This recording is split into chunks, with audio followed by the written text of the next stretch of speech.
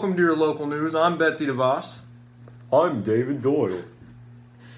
In light of the climate report coming later on the state of education, we'd like to take a look back at the history of education at the state and federal level. Early on, education in the United States was limited mostly to the affluent. Now, this first began to change with the ideas of Thomas Jefferson, which ultimately led to the Act to Establish Public Education that was passed in 1796. Now, became the base for the public education system in the United States. States took his initiative and started to establish their own public schools. States like Massachusetts set important precedents. By 1827, every city in Massachusetts with over 500 people had some form of public education. By 1918, all states had some degree of mandatory attendance. Steps toward the states were met with states by the federal government. By 1867, the U.S. Department of Education was founded.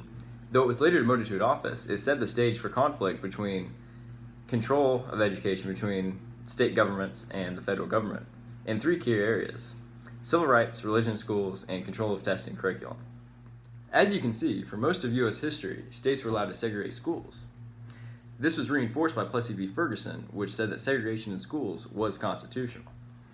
This all began to change starting in the 50s with Brown v. Board of Education, and ultimately led to the federal government interfering more with school systems in the states and the passage in 1964 of the Civil Rights Act that maintained that segregation in schools at any level is in fact unconstitutional.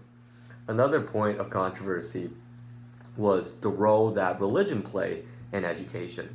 So one starting point of this controversy was a court case of Tennessee v. John Scopes, in which a teacher, John Scopes, who was teaching evolution, was ultimately charged with violating Tennessee's state law. The federal government ultimately got involved on the issue of religion in schools. In Engle v. Vitale, the Supreme Court ruled that the Establishment Clause was being violated by school prayer.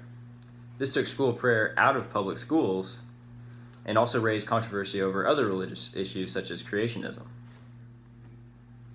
So while funding and administration of education systems was mostly left to the states, early attempts at the federal government being involved included the 1914 Smith-Lever Act and the 1917 Smith-Hughes Act, both which increased federal funding to schools. The last 2 decades saw federal involvement increase further. The 2001 No Child Left Behind Act set standards for schools across the country and required standardized testing. The rollout of Common Core also provided guidelines for state schools.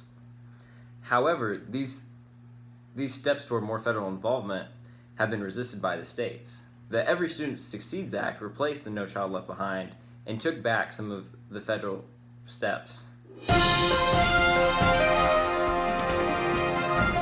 I'm Anna Altavilla, and we are going into a randomly chosen resident of Carmel to interview some unsuspecting residents about the current education system. Stay tuned. Let's go.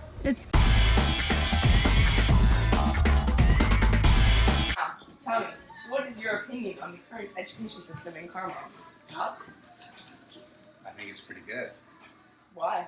Well, I think because you guys are glowing examples of how they're teaching you to get ready for college. That's interesting. Good. So, what do you think about the nation as a whole and their education system? I think it needs to be improved upon Why is that? because knowledge is the key to success for the whole country. How could they improve upon that? Funding, paying teachers more, stronger They love me. stronger curriculums. So, wait, I'm not done. We'll go find more unsuspecting residents of Carmel in this household. Unsuspecting. Excuse me, unsuspecting resident of Carmel. What are you doing? My other printer wasn't working, so now I'm using this one. That's interesting. And I don't know who you are. You don't know my camera person. But do you think that there is an equal opportunity for education in America currently No. today? Why is that? Because people don't have the same access to it like you do Why is that? as good schools. Yes. What makes a good school a good school? Good teachers, good students, good parents to help out. That's a good answer. Yeah, I know. What do you think the United States could improve upon in their education system and policies? More money. More money? More money for the teachers, higher pay. Where should they get the money? Taxpayers? Sure. There you have it, folks. I'm Rachel, and now let's get some input from more Carmel residents. What do you think of Carmel's school system? I think it is fantastic. Having 2 kids gone through the system and 1 child graduating, it is phenomenal. And do you think education is equally accessible throughout the nation? No, I do not. Not the quality of what we got at Carmel. Okay. And do you think schools across the nation are equally ready for life after graduation? No. And I can speak to that firsthand. My oldest son went to Carmel up through his junior year and transferred to a school in Michigan, which was a 5-star school in Michigan. However, he went from a 3.5 student at Carmel to straight A's at this particular high school, and as he said in his own words, Carmel prepared him better for college than the high school he graduated from ever could have. Perfect. What do you think of Carmel's school system? It's probably the best in the state, right? Yeah. Yeah. I went there too. No, it's good. It's huge. It's one of the biggest in the state. And when they release test results and stuff like that, Carmel's always at the top. So I would say it's one of the strongest in the state. And what do you think the school system could improve on? Probably communication. Because if I remember, 2 administrators got let go, and there was very little communication as to why they got let go. And I was just reading about it in the paper, and it seemed kind of foggy. So that's the first thing that comes to my mind. Okay. And do you think education is equally accessible throughout the nation? Not really. I mean, not really. It would be hard to say yeah when, some schools don't have the same budget and tools to educate as others. I mean, if you're able to spend more money to put more tools in kids' hands, and some school systems don't have that, then it's not as accessible. After Are you graduation. supposed to be asking me this when I got Ted on my t-shirt? Doesn't matter. Ted, what was the question? Do you think schools across the nation are equally ready for life after graduation? Schools or students? Do you think schools prepare, Students? for life after graduation equally? No. Think about it. Carmel's like a little mini college the way they do it. They do the blue day and the gold day, and the classes are pretty long, and then you do 3 this day and then 3 the next day, or however it works. That's kind of like college. So that's a good preparatory. Plus the campus is big, and it's walking from one end of the school to the other is like walking to a college. Do you think education is equally accessible throughout the nation? No, I don't. Why not? Because I think that more affluent areas have more access to resources such as like tutors and like better technology and books. And do you think schools across the nation are equally ready for life after graduation?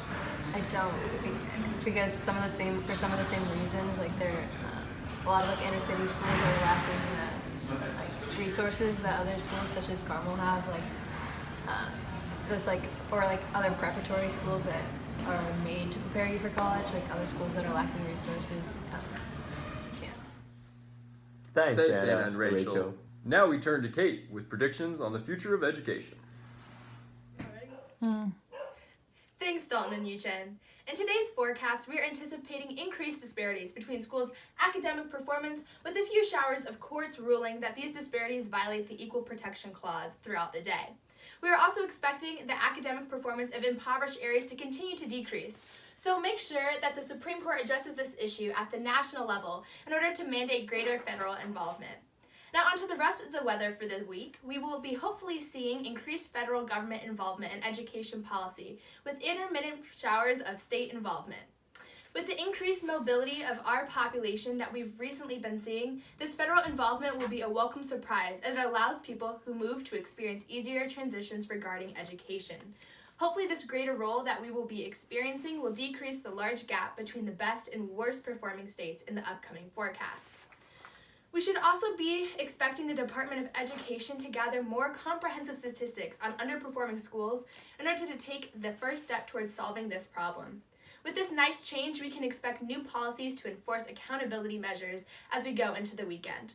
From this, we will see highs of monetary awards to teachers and school systems to meet their set standards.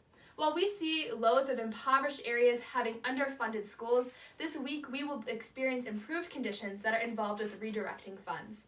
Lastly, on Sunday, we will be seeing nationally set academic standards that will allow us to have greater continuity between school districts as we go into the next week.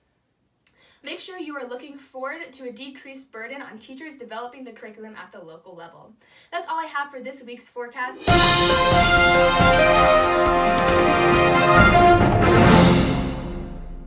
Thanks. Is that it? Yeah. Wait, I'm having so much fun. See you. Bye.